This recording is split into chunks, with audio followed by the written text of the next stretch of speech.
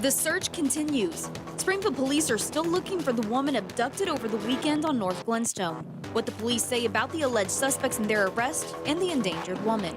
Crisis in Syria. World leaders are reacting to the U.S.-led airstrikes that took place in the country over the weekend. Tax deadline looms. With the 2018 tax filing deadline fast approaching, a local business is ready for last-minute tax filers. A cool day across the Ozarks, but finally some sunshine. Fox 5 News at 6:30 begins right now. This is Fox 5 News at 6:30 with Kaylee Custer and John Adams. Good evening, Ozarks. Thanks for joining us. I'm Kaylee Custer. And I'm John Adams. You're watching Fox 5 News. The Springfield police responded to an abduction over the weekend, but they're calling it an unusual event. Our Lakin McGee has the latest on what's going on in that investigation. The Springfield Police Department has confirmed the identity of the female that was abducted over the weekend. She is 24-year-old Savannah Barton. Police were called to the Economy Inn on North Glenstone for a possible abduction. Witnesses told officers that two black men and a white female had forced Barton into a white PT Cruiser, and that evidence led police 4 minutes away to the Flagship Inn. Made contact with the suspects. The evidence obtained at the first hotel matched what the suspects were wearing, their description, and the vehicle description that was seen. The only thing missing was our victim. Posts on Barton's Facebook page show her apologizing for working with the Springfield narcotics team. But another post, she continues to say that someone hacked her account. Days later, the abduction happened. Wilson says that the police are aware of these posts. We're going through and we basically go through and try to determine, how much validity is in each one of these posts and that sort of thing. Wilson says they believe Barton escaped and is still listed as an endangered person. However, they have been in contact with eyewitnesses that claim they saw her just minutes after her abduction, saying she looked unharmed. The three alleged suspects have been arrested but not charged at this time in the investigation. As for the whereabouts of Barton, Wilson says they don't know where she is, but she does have warrants out for her arrest related to drug charges, leading Wilson to say the situation is unusual. We actually catch the suspects and we don't have our victim, and the victim's not coming forward, which worries us. Like I said, we've got good information, really good information that she's okay, but until we see or hear from her, we're still very cautious about it and do all we can to find her. If you know of her whereabouts, you are asked to call 911. Reporting outside of the Springfield Police Department, Lakin McGee, Fox 5 News. Two people are now in custody after an attempted hit and run in downtown Springfield. Our Elizabeth Fry is live tonight with the latest. Elizabeth. That's right, John and Kaylee. Two men were just arrested by Springfield police after striking a pedestrian as she crossed the street, then also hitting an oncoming vehicle as they attempted to flee the scene. This all happened as the suspects traveled southbound on Jefferson, which is only a northbound street here in downtown Springfield. Officers in the area were able to stop the vehicle and get medical assistance to the pedestrian, who is currently being treated at a nearby hospital with non-life-threatening injuries. A short foot chase ensued between the officers and one of the suspects. However, both men were taken into custody without any further incident. At this time, it is unknown why the suspects were driving the wrong way down this one-way street. However, police are also saying these suspects could be connected to an earlier home invasion on West Monroe Street, as a witness says they saw the suspect's vehicle at the scene. Suspects gained entry into a home on the 2600 block of West Monroe, but were confronted by the family pit bull. The suspect shot the dog and fled the scene without injuring anyone else in the house. And it's unclear at this time the motive behind the incident. However, homeowners do say the dog will survive and are calling him a hero for scaring off the intruders. Now, according to police, there were already outstanding warrants for both of these men, so they have been taken into custody and are currently being questioned by police. So hopefully they can gain more insight and answers to both of these ongoing investigations. This is a developing story, so we'll make sure to bring you those details as they become available. Reporting live downtown Springfield, I'm Elizabeth Fry. Back to you.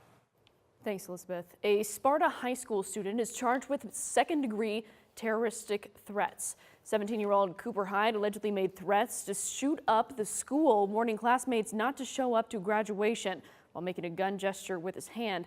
Hyde also made similar threats at the start of the school year and was released in December from juvenile probation. If convicted of the felony, Hyde will face up to 4 years in prison. His hearing is set for tomorrow. A suspect is on the run after firing shots at law enforcement officers this morning. Enrique Castaneda is wanted for armed criminal action, unlawful possession of a firearm, and tampering after he fired multiple shots at law enforcement officers this morning during a police chase. If you have any information regarding this case, you are asked to contact your local law enforcement agency. It's a total loss as an overnight fire engulfs a house in Newburgh. The one-story wood frame house near the intersection of Main Street and West 1st Street was completely consumed with flames.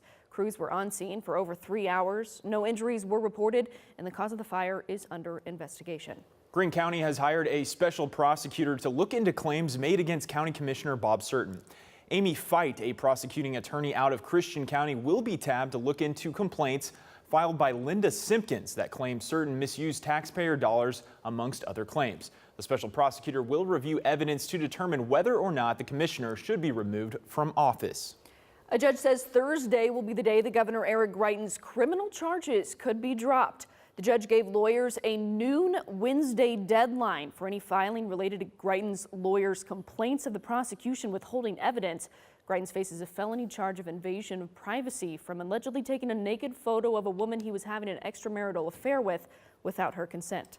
Adult film star Stormy Daniels and Trump attorney Michael Cohen appearing before a judge today.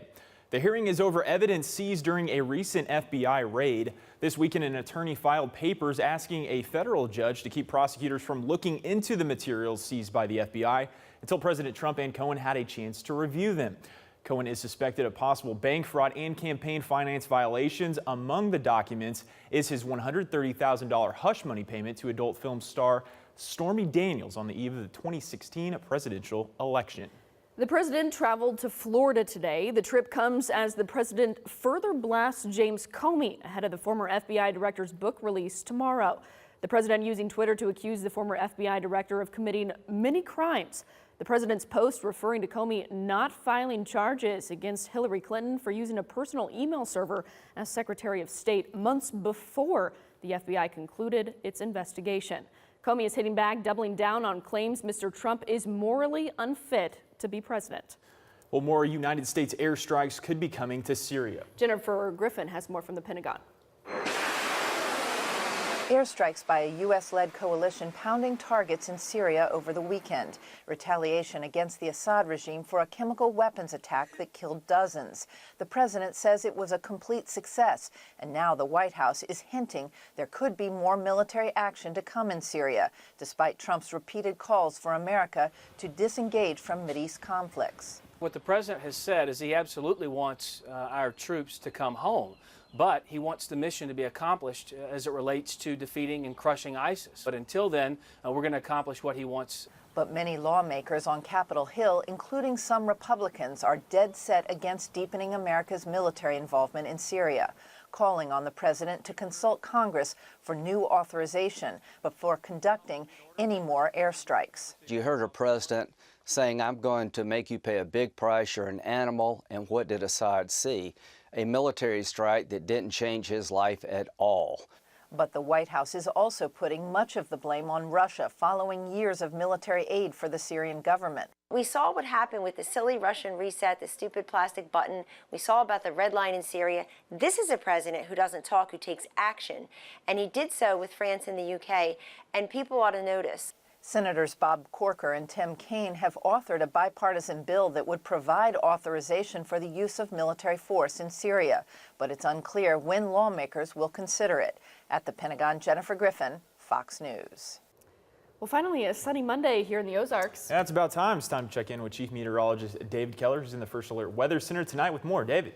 Yeah, it was a nice change after the chilly weather over the week and even some snow showers on Sunday. Now, temperatures were still below average for this time of year, but the sunshine did help to make things feel just a bit better. Still mainly clear skies across most of the area this evening. Clouds starting to roll in from the west, but not anticipating any major impacts on our weather overnight. 54 is where we topped out this afternoon, 58 in Harrison. We're still sitting at 54 degrees here in Springfield. It's up to 61 in Harrison now, 55 in West Plains. Keep in mind our average high for this time of year is in the middle 60s. We still have west winds around 6 miles an hour, but winds have come down from where they were earlier. We had gusts up into the mid 30 mile per hour range earlier today. Winds will continue to lessen as we head into the rest of the overnight, and that will allow temperatures to drop into the 40s and 30s. We could have some frost by morning, but there is warmer weather on the way. We'll detail that in a couple of minutes. John.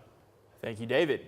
Well, the deadline to file your taxes, well, it's tomorrow. We have tips to avoid a penalty coming up after the break.